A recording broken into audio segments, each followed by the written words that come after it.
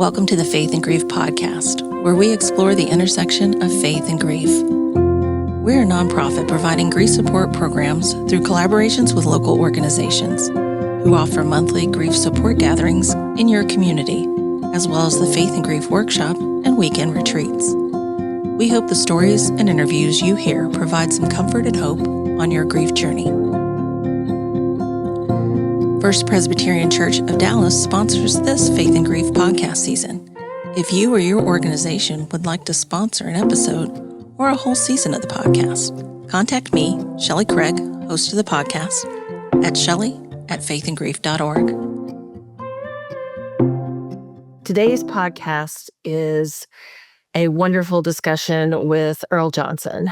Earl's book, Finding Comfort During Hard Times, is probably the book I refer to people most often, not just after they've experienced a death of a loved one, but any person that has experienced a natural disaster, a local disaster, a mass casualty event. Earl was one of the founders of the spiritual care function at the Red Cross. He developed the Red Cross's psychological first aid curriculum and coping with deployment. And he has been present along with teams from the Red Cross at many of the natural disasters and human-caused disasters over the last few decades. We're so glad for him to be here to share his stories and his experience and his wisdom. Hello. Hi, Shelley. Good morning. Good morning. Where are you? That looks lovely. I'm home. I'm out in the Shenandoah Mountains of Virginia. One of the most beautiful places in the whole wide world. Thank you for saying that.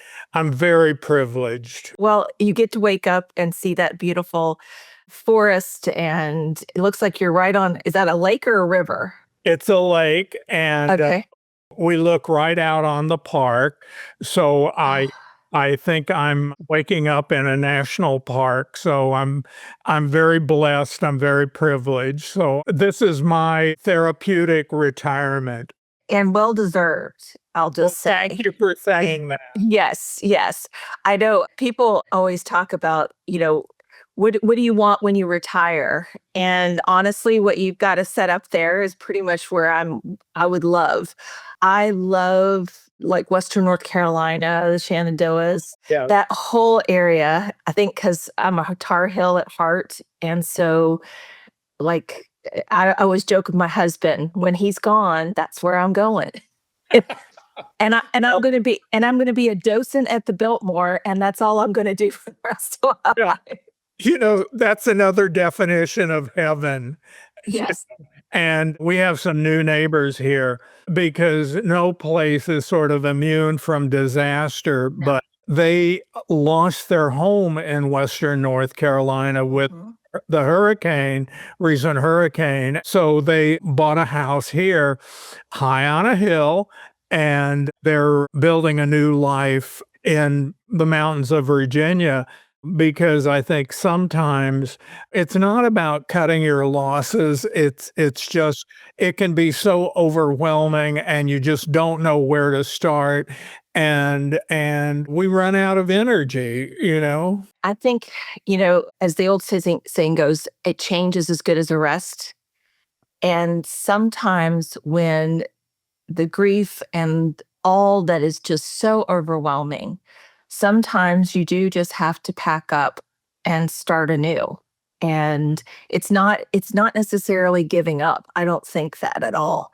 I think it is for your soul and your brain to be able to reorient itself. It's not failure. No. And people say, what did I do wrong? Or, why do I need help? Or why can't I do this by myself?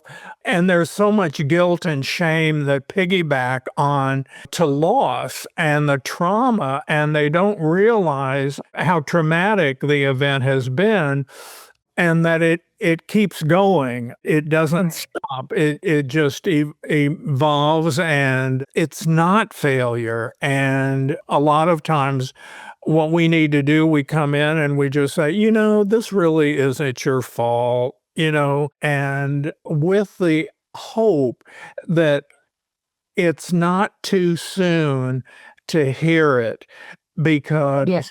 a lot of times there's the assumption that we can come in and we're dealing with 100% and we're not. No. Yeah. And there's no way for it to be. And I think that's one of the weirdest part about when a disaster happens, when a loved one dies, is that period of just utter shock that permeates to the point that it it feels like that the earth has changed, that the sun is no longer yellow and all these things. And at the same time, you're having to still do things. You're Yes. still, whether it's digging out from a flood or, protecting your house in a fire or simply getting up the next morning after your loved ones died. I mean, Right. there's a lot of similarities in Yeah. those early days. And you may have family responsibilities. There's still, children to feed and dogs to walk. And, I reflect and have reflected a lot about, this whole time, when the casseroles stop.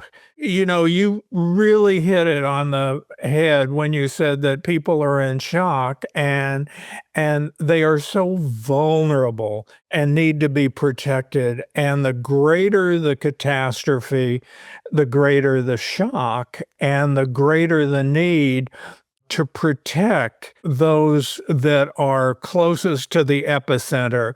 And a lot of times that's really, really difficult. And, for a number of reasons, because we're companions and, we're supposed to be the grief experts and we're supposed to have all the answers and we don't. And what do you do?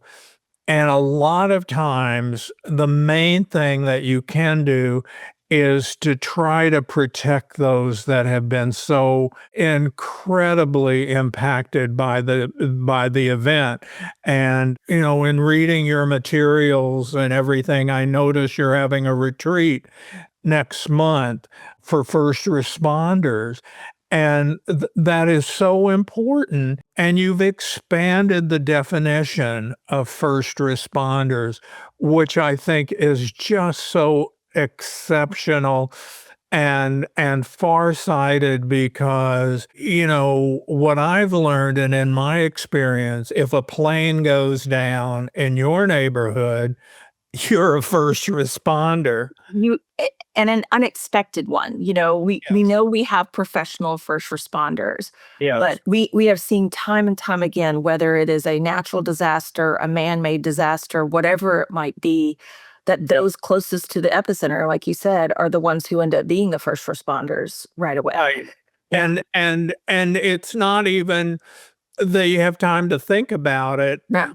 You just, a lot of times you're just thrown into the catastrophe. And, again, you don't want to be a secondary casualty of the event. But a lot of times it's just not, you're not able to prevent this sort of secondary trauma and exposure. And there are so many things happening, but, with this sort of 24/7 media coverage and everything, we're all sort of walking around with secondary post-traumatic stress. 100%. Yeah. Yeah, and then, it's sort of you just say, "Turn off the television," you know, easier said than done, and then you have to think, "Well, who am I responsible for?" And if there are children in the room or in the home, or if there are seniors or just whoever's in your orbit, it's really, really important to sort of do that, a constant assessment of saying, "What are the needs?" What's going on now, and then be able to take a break, from your responsibilities. Because when I was interviewing disaster chaplains, one of the questions that I would always ask them when I was screening them is, what do you do for fun? Um, how do and not just how do you relax, but do you have any hobbies or, I know you're really, really intent on responding to this catastrophic disaster, but I wanna know how you take care of yourself, and, that's almost half the interview, because if you don't have an answer to that, that's a big red flag, and Yeah. and it's huge, and it's not to be diminished or discounted, um, because we're rescuers, and that comes out of scripture, or misinterpretations of scripture. Sometimes, yes. And that, if we lose our lives and, helping another person, that's sort of like the fast track to the golden gates. And it might not necessarily be that way, as if I know. But in my experience, and I always couch it in those terms, because I go back to 9/11, and I go back even further than 9/11, because it depends on how you define disaster, and our lives, our autobiographies, we can pinpoint different times in our Mhm. life and in our formative years of something that would be akin to being defined as a disaster. And and trauma accumulates, and that's the other It thing. does. And unaddressed or underaddressed trauma, stays with us. Yeah. Well, it has nowhere to go. Yeah. Because our body will take it in, our soul takes it in. And whether we have developed good compartmentalizing skills, as many first responders have, they are able to take that, box it, and put it on a shelf, and many times leave it there. And to the point that it's hard for them to ever open it back up. And I think everybody does that to a certain point. But I think, like you said, no wonder that we are in shock at the Yeah. beginning of these times. And those around us are also in that shock. So the people we might typically go to for support or things are dealing with the same situation, whether it's immediately in front of them or not. But it's almost like that was one of the best parts to me about your book, was sort of the structure of kind of those first hours, the first days, the first months, years, but Mm. also how to seek help. Because, like you said, finding out what someone does outside of being a rescuer is how they can support that kind of service. Because Yeah. without that other side, just sitting in trauma and disaster is a recipe for disaster. I mean, You it's know, headed. it It's yeah. and for those of us who are in the faith communities, we're really talking about the care of the souls, and I love your inclusion of you know, soul injuries or moral injuries, because that's a huge part of it too. But, I am so lucky and I'm so privileged, but I knew, I am a clinically trained, board certified chaplain. And you would think that seminary would give you all the tools, and that's your first, illusion. But I am so fortunate that I had that clinical training and experience, and my qualifying event or events to work in the grief industry Mhm. was the AIDS pandemic. Right. And, because as I say, people, you come up with these sort of open questions. What do you know about disaster? You know, and say, well, I sort of lived through the 80s and the 90s, and personally, I lost about 30 friends. And this was a war because um, there wasn't a lot of research at the beginning and a lot of attention about needs, and it was perceived as being a sort of less than um, Christian part of our society. And there was a lot of judgment and there was a lot of shame. And, I was lucky to have a lot of support and collegiality. But what it did was it brought me back into my vocation. Um, and from my vocation, that brought me into chaplaincy and work in disaster. Because if you've ever worked in healthcare, that's a huge definition of a disaster, and I'm not Yes. making light of that, uh, Mhm. because you know one would say it's just getting worse. It's not getting better. And you're in Yeah. Houston, and Oh, you yeah.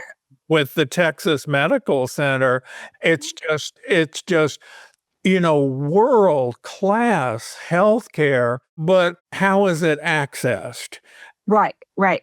And that's just it. We have, if there's a place to get sick, this is the place to get sick, you Yeah, know, yeah. because you have everything you need, but access is the challenge. And And yeah, hospitals get flooded.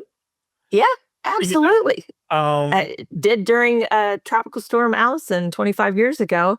yeah, What people don't know is at the bottom of the med center, you may know this, it's just a series of tunnels. And a lot of the research labs are down there for Baylor College of Medicine and all these other institutions. And that whole thing flooded all the way to the roof of the basement, basically the basement. And they lost years of data and experiments and unfortunately animals too. And the cleanup was horrific because a place like that, once it's full, it takes a long time to drain.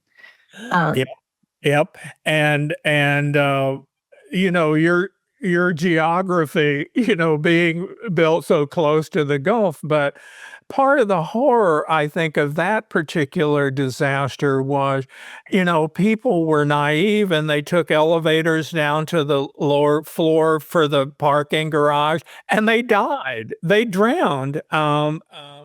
Because there was this sort of it's horrible. not a failure of imagination, because those No. people were so innocent, but again, how do you rope off, or how do you draw a cordon around danger, Yeah, and how disasters are so complex.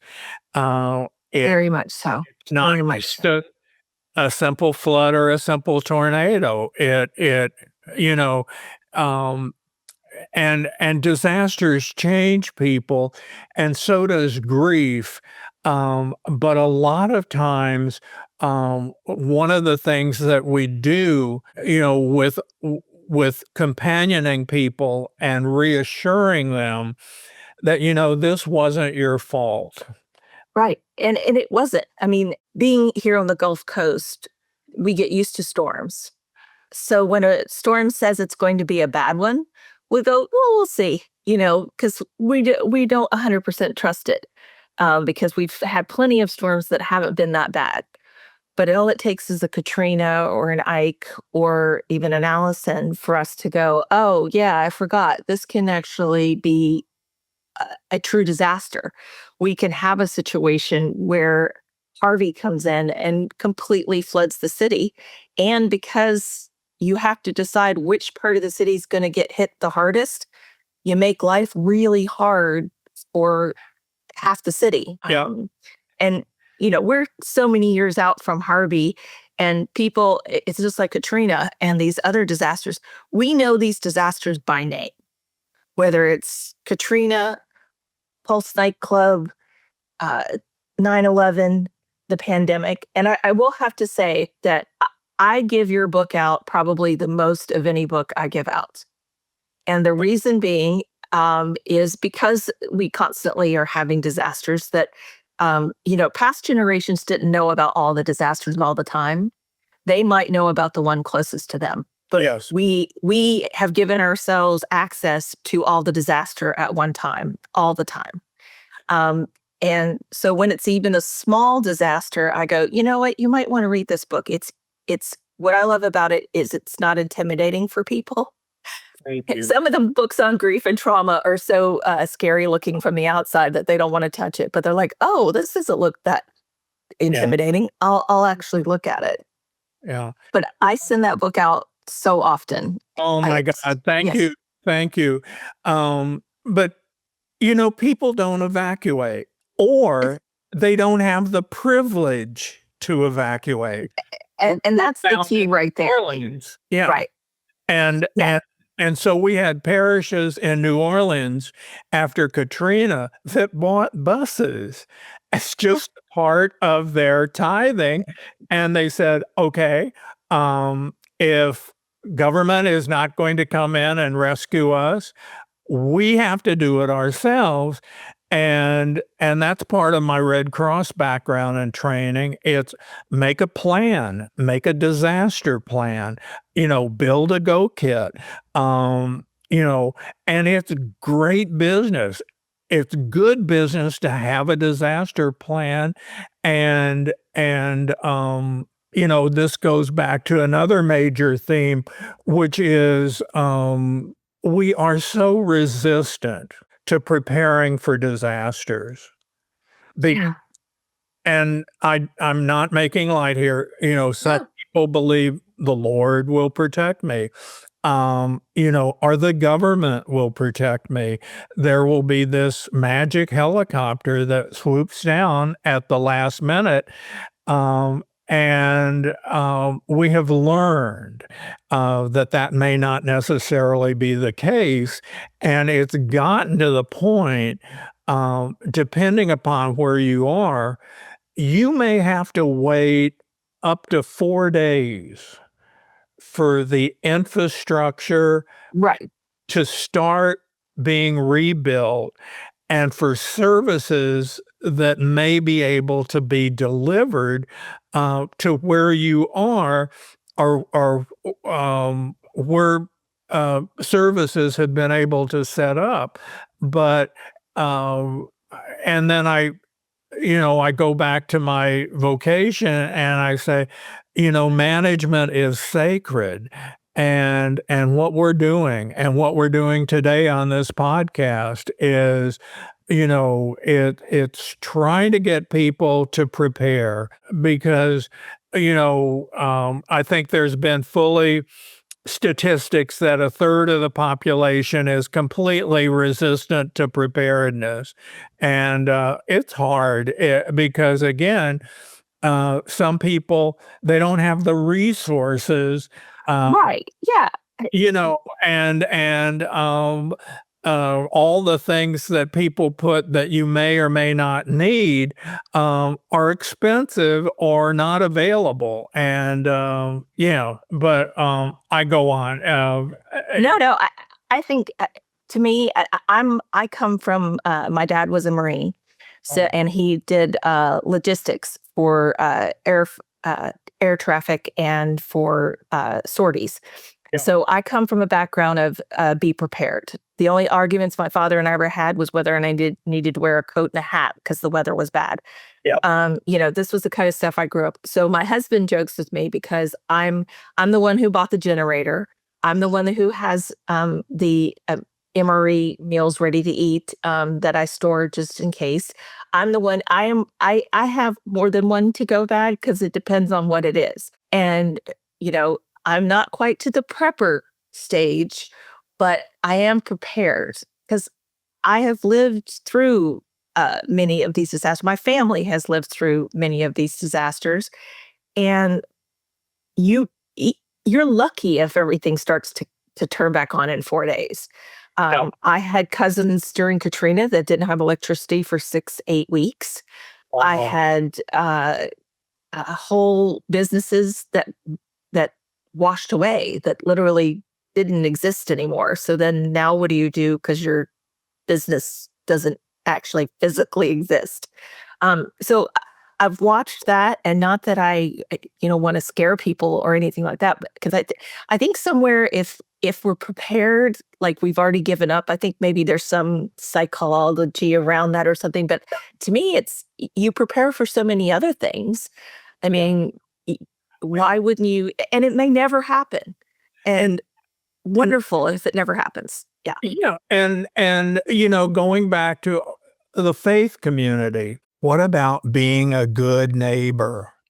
And what does that mean?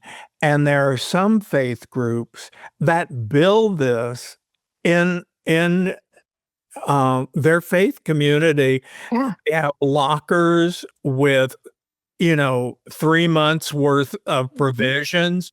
They encourage families and communities and neighborhoods to, not only, stock up for yourself, but just in case, perhaps stocking up for a neighbor too, a Yeah. neighbor who may be in need. And, again, this points to perhaps a more affluent segment of disaster preparedness that, there may be faith communities that are in a little bit better position, to do this, but our food challenged people in the community are already experiencing an ongoing disaster. Yeah. Our food pantries now have been so diminished, and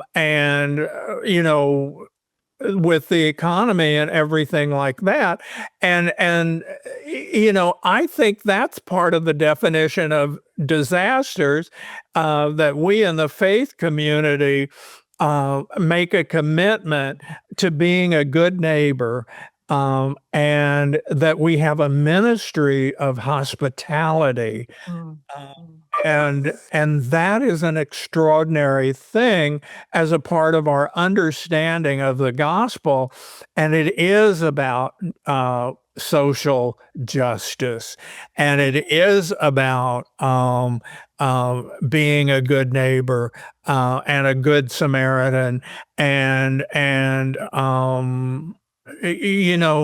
we have children that go to bed hungry every night in our country, never mind the world, but some would even say in our neighborhood, and that touches my heart and my Mhm. soul. And it just we do what we can do, and part of doing that is showing up, and part of that is supporting those that may express the same values Mhm. that we have.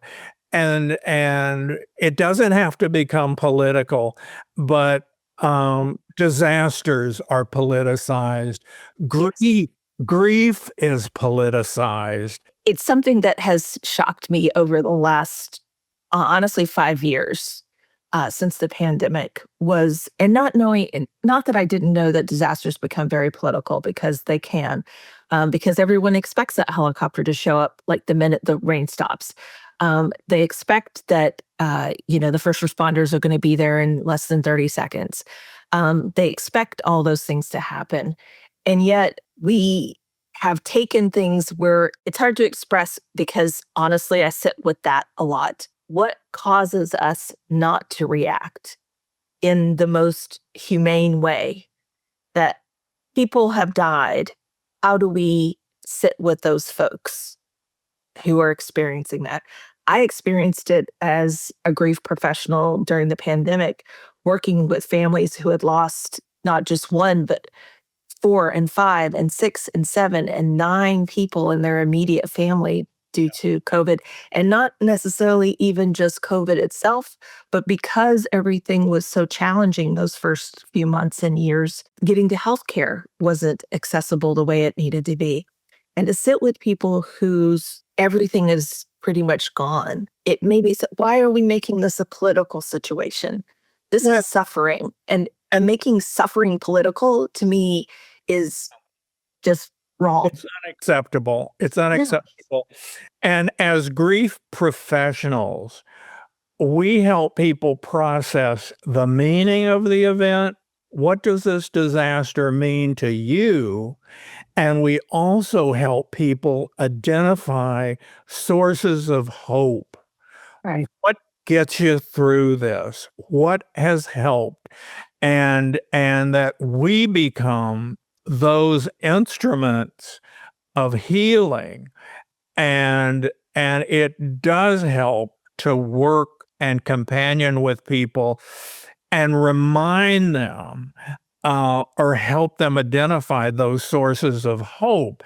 But again, as grief professionals, sometimes it's like whack-a-mole. Just when you thought you've done something and taken care of a situation, you get beamed on the head again with another trauma, another disaster, another need, someone that really, really needs assistance. And that's why I want you to take that day off. I want you to go for that massage. I want you to go for that botanical garden or museum. I want you to take a walk. I want you to hug the dog. I want you to go in and have a piece of that cake, because this is really, really hard work. And if you go through layers and layers of this, it it it may not get easier, but perhaps the greatest learning or the greatest gift that you can give yourself is saying, "Okay, give me 10 minutes," and if you can't do that, then you run the risk of being another casualty, being another victim of this disaster. And I saw it time and time again in families who were grieving their loved ones during the pandemic. Yeah. Um, eh, one of our co-founders, Fran Shelton, always says people grieve the way they live. Yeah. And I'll have to say I've seen it time and time again. People who are doers and want to fix things, boy, they jump in there and they start fixing. They start doing that. You have other people that is not their first mode of things. It's to sit and think and contemplate. And you have those folks, and then you have a bunch of people on the two somewhere in the middle.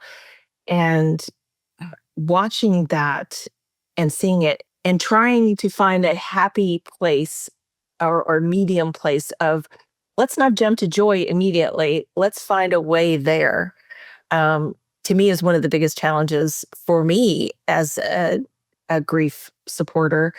But I think it's hard for the grievers and those in disaster too, because the idea of, can this ever get better, just seems so far away.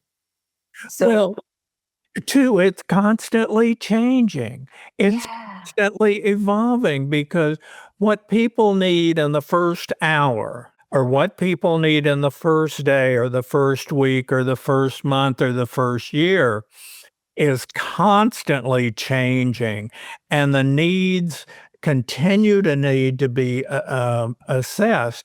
And one of the things that I was thinking about for this podcast was Hill Country, and of course the immense losses of the past year, but then and then I had some thoughts on that. But the main revelation that came out is, the second year is the hardest. And Over and over again, I agree with that. I think the first year, there are lots of firsts, and people will maybe show up for the firsts whether it's the anniversary or the first Christmas or whatever it might be. But you go into that second year, and I hear this from grievers just, who are grieving their loved one who has died. It's that second and third year that really sort of it's surprising to people how hard it is. Yeah. Because they think, oh, I'll get to year 2 or 3 and it'll get better. And what they find is that the grief hasn't really, it's changed, but it's still there. Oh, yeah. And I think the same with disaster. It's that first year, there's a lot of firsts, and people show up, the media shows up again, all those things happen. And then it gets, like you said, after the casseroles go away, it gets quiet. Well, I think it's extraordinary that you're doing this retreat next month and how important it is. And my hope is that part of the program will focus on the issues of the second year, or that it will be raised, because it's huge. And we deal with a lot of entitlement in disaster. Mhm. I am entitled to respond, and I want to go immediately. I want to bring the sandwiches. I want to bring the ice and water. I want to bring help, and I have a right to be there, because my faith has told me to be there where help, the greatest help, is needed. And so you deal not only with the first wave of responders, you deal with that second wave of people who are demanding access, and need to be managed and screened, because and this is with whether it's media exposure or whatever, this is a growing phenomena of, I know exactly how those people feel. I experienced great loss last year. And so I am going there, whether I'm invited or whether I have been invited to do a specific task. If you're invited to go muck out houses, great. You got a job. Otherwise, this is not about you. And that is not discounting your loss and your grief, but this is huge. And this is a phenomena that we have seen because my experience being called out of retirement by Red Cross for the Pulse nightclub shooting, literally people came out of the woodwork to help, and they used every credential, either real or imagined, to gain access to that family assistance center, and that they had a right to be there because of their loss. And this was another big theme in my book, which is, nobody gets over anything. It's You become a family member of someone who was on TWA 800. You became a family member of Camp Mystic. Right. And that is a part of your life forever. And sure, we can develop resilience, but you're not going to get through that in one day, 1 year. It's a part of your life. And some days, this is where the hope is, and understanding grief. Some days are going to be better than others. Some moments are going to be better than others. But with people working with grief, we need the training and the skill set to be able, if we are in that position of sitting next to someone and companioning people in their grief, that we know it's okay to say, tell me about Billy.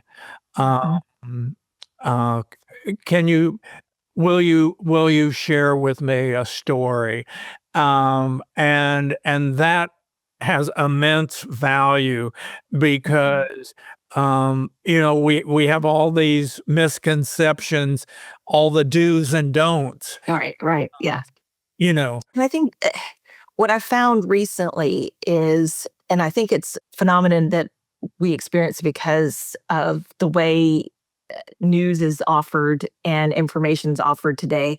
There's sort of like the top 10 ways to do X, or the 5 ways you shouldn't do X, or everybody wants the Cliff Note version of grief and trauma. and and if it doesn't fit in a less than minute video, well, then it must not be valid. And I think that's got us to the point where the idea of carrying something like that for the rest of our lives seems such a mountain that we would rather just stay in the valley, because the mountain just looks so huge.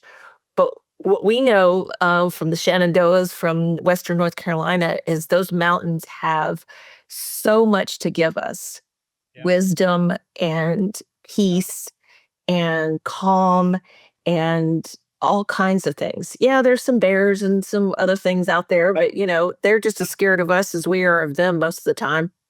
But we have to find a way to walk that mountain. We do, and restore our souls. And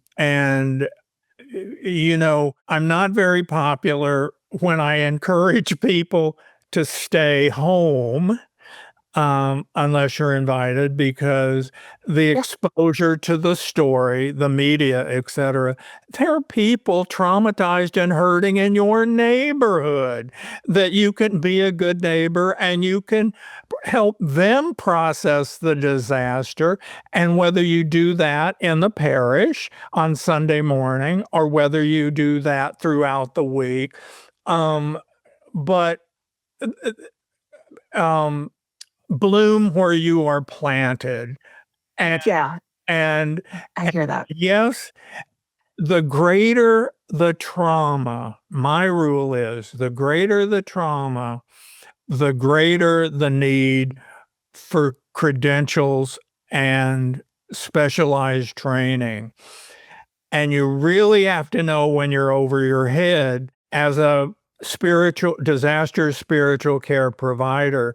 You need to know when you need to make a referral or work as a member of a team, that if this is a mental health issue or if people are dissociating, or off their meds or whatever, that that this is the responsibility of another team member, and that's huge. Being able to let go or being able to make a referral, because you can't be the end all and be all, the solution to everybody's problem. And death is more than a mental health issue. So we have a role, and we have rituals, and we need to be there too. And slowly, a lot of our mental health colleagues are waking up to the fact that it is not polluting the discipline, but that if people start talking about religion or using religious language, that may be the signal to invite a chaplain into the conversation. Right. And vice versa, if people clearly are having an emotional breakdown, that may be over our skill set. But Shelley, when is the podcast going to begin? This podcast. No, when are we gonna start our podcast? Oh, we've been recording this whole time. I didn't even mention it. I rather just have a conversation than like ask a bunch of silly questions. Me too. And I that's my way of asking how much time do we have, because I'm a talker and I apologize. No, please. There is no apology when wisdom is given. Yeah, You can talk as much as you want. thank you. When opinion is given, you can be quiet now. So I love that. I'm going to use that. yes, because I think that's also one of our biggest challenges with when disasters happen, when a death happens in the family, Yeah, is everybody suddenly becomes an expert. yeah, Everybody, like you said, there's folks who feel this urge, I need to be there. And I remind people in my midst all the time, if you need to do something, give money to an organization who's doing the work on the ground yeah. because they're going to know what's needed and how it is. It's just like with this first responders retreat. We thought 6 months ago we should be doing it 6 months ago. And we found out really quickly nobody was ready yet. It was too close. It was too soon. And so we decided, hey, what if we did it like after, like late in the summer, once like kind of the anniversaries happen and we do that. And they're ready now. Yeah. And I've seen it time and time again. That first year is just packed with so many other things. Processing what has happened has to have some space. indeed, and you don't want to discourage big-hearted people. No, not at all. Don't want to discourage them at all, and that's not what we're doing. But it is essential to have training, and whether it's disaster training or grief training, because the more knowledge we have, it lessens anxiety. And the preparedness piece is huge because it will mitigate the impact of future disasters. And it is so extraordinary to know what our role may be and to have that training so that, again, we can work as a member of a healing team and we don't have to, it's not our total responsibility to do it by ourselves. I worked with many colleagues at Presbyterian Disaster and trainings, and I know, 15 years ago, I went to Fort Worth and you have visionaries and you have people that know the importance of the concept of anticipation because it's not a question of if, it's a question of when. And and having that training and having that understanding, it makes our blood pressure go down, and it is reassuring. Because that was part of the catalyst for my book. It's like, well, what do I do? What do I say? How can I be a part of this? And that was the catalyst, I think, for writing the book because I had 10 years of experience from 9/11 through Katrina and Virginia Tech. And, people collect disasters like merit badges.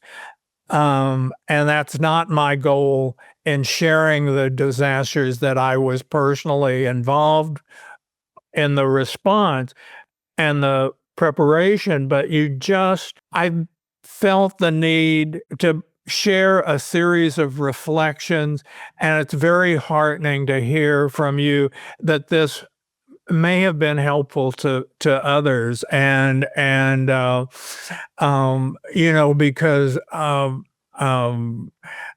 I trained at Red Cross for one specific group, and they screen people by only allowing board certified chaplains to apply and respond.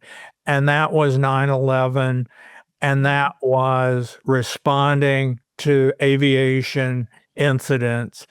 And they developed a team because they anticipated, and In the early 2000s, they were having to respond to a plane crash every 3 months in one sense or another.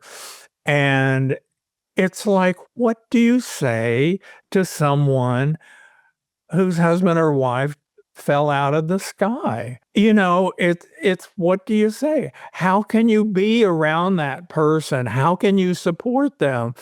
And recognizing that there was this body of knowledge being accumulated of saying, you know, um, National Transportation Safety Board had to develop a team because they found that the families and loved ones were being inundated by all of these well-intended folks, but some were also predators and entrepreneurs. And they appealed to the government, you need to come up with a system to protect us and to meet our support needs after these catastrophic incidents. And then the FBI developed a similar team for people who were victims of crimes and terror, either domestically or internationally, and how they had asked for help and support, and this was a valid request. And now, last week was the 30th anniversary of TWA 800 going down off Long Island. I knew two of those people on that plane. The family of one of them called me in to just be there when the family was coming in from all over the United States. And I said, like, oh, I prayed that my chaplaincy training in how to companion people that have experienced great loss, what can I do? How can I be? And it sort of came back with presence, a holy presence of being available. And perhaps one of the things people talk about sports, that's safe. That's safe. And if you're talking with first responders, the police, the fire, they have chaplains too. And they've learned, what to say, what not to say, because this really is holy ground. And it's not for everyone. This work is not for everyone. And I'm sorry, I've just gone off again. Oh no, but I think that's true. I think you know, in my own experience doing this kind of work, it is a vocation of presence, and witnessing someone's grief and trauma to me is honestly one of the most holy things that is. Yeah. I think if you want to get Jesus-y here, Jesus showed up a lot of time in the midst of people's despair. Yeah. And, they asked for miracles, and sometimes he showed up and gave a miracle, and sometimes he said, no, we're going to have to see about that. Yeah. But most of the time he was there, but he was willing to be with them more than anything, which was huge to actually see them. And sometimes that's really the best we can offer someone in this situation, is for us to be present and to see that person for what they're going through. Do you want me to let you in on a little secret? I'm always into secrets. Absolutely. When I was recruiting people for my national team to respond to these mass fatality incidents, I always looked for someone who had hospice experience in their resume. And if I saw that you had hospice training, or that you had volunteered or worked in a hospice setting, you went to the front of the line because I knew you knew how to be with people. And that's slow death. That's not fast death. Right. Some disasters are simply split second, and you're dead. This was slow death. How do you companion people in their last 6 months? And how sacred that was, and how holy and intimate that was. But boy, what a gift to have that experience and that presence. But again, not for everyone. No, not for everyone. And I think anybody can do this. It's being willing to let go of all the things that you expected or what you think you should do and simply be. And we are poorly trained in how to just be a lot. Yeah. You know, because there's nothing, and I've said this over and over again. People ask me all the time, what do I say, what I don't say, and all that kind of stuff. And I go, there's really nothing you can say that can make anybody feel better after something like this. Yeah.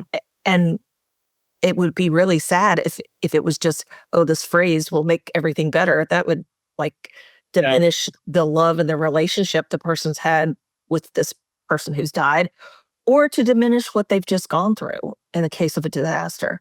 I mean, like you said earlier, many times when someone's gone through a disaster, it is a life-defining situation. Yeah. Yeah. It is before that, and your life is after that. Like whether it made the news or not, because there's plenty of disasters that never quite make the news. We know this in much of our country during the opioid crisis and the fentanyl crisis. These are quiet disasters that have happened for years, and very few people know a name or a date, but they do know it exists. But they bet they know somebody who knows somebody who's lost someone to this. Well, and you also, there are so many things that you need to be mindful of, and pre-existing conditions. And, if you are a victim of domestic violence before the disaster, you are a victim of of domestic violence after the disaster as well. It's just another layer in the complexity of what trauma professionals may need to address, but we can be sometimes in situations where that is revealed in a conversation with us, and that's that essential information. I wanted to share, maybe not necessarily in conclusion, but when I managed the team responding to the Pulse nightclub shooting, you know what I did for self-care? I took them to Disney World. In the midst of this horror, we went to the Polynesian resort and had Dole Whip ice cream cones. Not to make light of the disaster or the loss, but how you cope and how you take care of yourself doing this work, because we don't want to lose you too. And my fear, particularly, and when we're a part of the screening process, and if we are organizing and training local teams, that we cannot really discount that segment on self-care. And that is sort of my swan song of it tells me so much about you, is if you know something that brings you joy, something that brings you pleasure outside of your professional life or your volunteer life, and that you know how to take a day off, or that you know how to give your team 2 hours off if the disaster is so intense that you need to spell people. And if people won't take the 2 hours off, then they're off the team. To make those hard decisions, to make those strategic management decisions, because grief is so pervasive. Grief is so complex. 9/11, grief is so ambiguous when you don't have a body. Right. And that fantasy of, oh, my loved one is going to walk in the door, the types of grief. And I just sort of say, some of this is not for beginners, but it doesn't mean that you're excluded. It may mean that you're not inside the circle. It may mean you are on the perimeter or outside the circle, because if you're handing out that sandwich or if you're handing out that bottle of water, I deployed a nun to Hurricane Charlie in Florida. And we didn't have chaplains because Red Cross was neutral and we were a humanitarian organization. But I put a nun on a food truck, and they were in rural, poor, elderly, physically challenged neighborhoods in southwestern Florida. And she was extraordinary, handing out sandwiches and giving bottles of water and talking with people. And we had to prove our worth. We had to say, disasters are not just emotionally traumatic, they're spiritually traumatic. And they bring up this whole category of questions. So we're getting better. And another positive sign is we're starting to let pets in shelters, and that was one of the lessons of Katrina, because, whether it's St. Francis, or whomever, it's bless the bees and the children. I'm sitting here right next to my 2 senior dogs, and they are my support system, part of it. And Well, I said that during Katrina over and over again when people said, well, why didn't they get out? And I'm like, well, first off, they didn't have a way for a lot of people to get out. Sure. That was the first thing. The second thing is they told them they couldn't take their dog or their cat or whomever, and they were not about to leave that animal. And, and all of a sudden they start, yeah, I'm not leaving or they lost the animal in the disaster and they're not leaving because they want to find him. Yeah. We've already seen it, it is extraordinary the work that you have been involved in for your career. Thank you. So you definitely get the good rescuer, good soldier award. Not everybody can do this work. But I think the commitment that you've shown and the fact that you're willing to share this information with other people, it's kind of, that's the part of my job that I enjoy. I like telling people, yes, you need to show up and stuff, but don't show up in the midst of like professionals who are doing that. Let them do their job. Pay for them to be there, because that's the trick part right now is, like you said, justifying the need for spiritual care. Yes, it is an emotional roller coaster after disaster. It is a grief-filled journey that most people do not ever want to be a part of, and yet they aren't going to stop. Like, it's not if, it's the when. And you're not there to convert people. No. You have to be culturally sensitive. And if you can't be that, then opt out. Because we know in a number of faith communities, and this was really part of the hard management part, this assumption that this is the time to find religion. and change your ways. And I respect people who believe that. I just don't necessarily know that I will ask them to be a member of my team. But you know, the Pulse nightclub shooting, 49 gay men, Hispanic immigrants were murdered. And literally, the people that showed up to support those people may not have had the strong ethical um, integrity required to be inside that circle. And so one of the greatest things that occurred was there was a layer of protection around people. But again, I tell you, this is sacred work, and I have been blessed.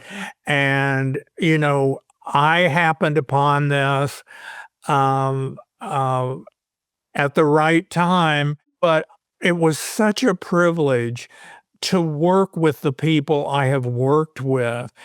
And I wouldn't have been in Red Cross if the mental health community did not understand that there was a disaster spiritual care component to these mass fatality events, and that mental health did not have all the answers and were not the end all be all. And that's where the church, that's where the faith community uh, can offer and be a part of the team and be a part of the soul work and the healing work. But we have to train them and we have to support them and we have to nurture them and we have to say, you know, sometimes it's okay to cry and we're not superhuman. We are so impacted by this work. And I'm just grateful that you are there, and I am grateful of the work that you are doing, and I am grateful for your team. But it's a journey, and I've run 47 marathons in my life. Wow. That was my midlife crisis. And I tell you, one of the things that I did at Red Cross in our disaster operations center was I bought cases of water and I had my trolley and I rolled around the cubicles handing out water with my marathon medal saying it's a marathon and not a sprint. And you had people that were providing essential services to millions of people, and they would not leave their desk, even to go to the bathroom, because they were getting phone calls of help. I'm hungry. And somehow, some way, that protective shell can't always be in place. And the faith community, we're there for long range recovery. We're there to meet immediate needs, but that's another part of the faith community is, you know, churches may need to be rebuilt and mucked out. And that ritual of holding services, in a safe place, because the message I want to leave with you and your listeners is you are safe with me, and how important that is, that you don't have your own agenda, and that